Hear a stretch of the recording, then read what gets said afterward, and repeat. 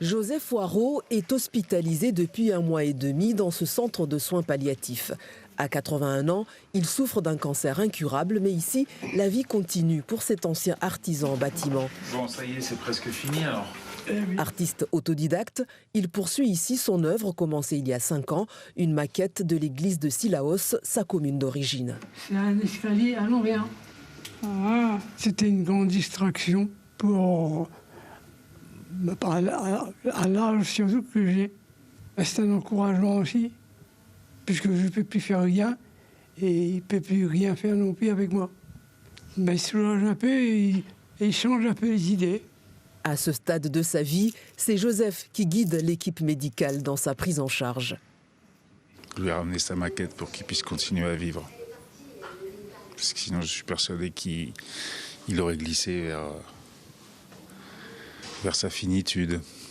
Voilà. Et on vit avec ça, on vit chez M. Waro une espèce de renaissance. On est loin du couloir de la mort. Ici, on parle du couloir de la vie, dans lequel intervient une vingtaine de professionnels pluridisciplinaires et des équipements adaptés pour accompagner les patients. On propose des soins de confort, on propose des soins, un suivi, un accompagnement au niveau des patients dans des situations très complexes, au niveau pathologie, au niveau pansement, au niveau familial aussi. On n'est plus dans une médecine d'organes, on parle presque plus de la maladie, on parle surtout de la façon d'être et de la façon de vivre.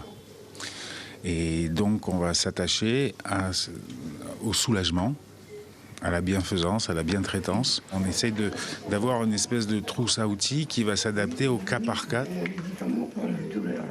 La structure qui existe depuis 16 ans a évolué pour devenir le seul centre de soins palliatifs du département sous cette forme, avec une capacité d'accueil de 12 patients lorsqu'il en faudrait plus d'une trentaine pour une île de plus de 800 000 habitants.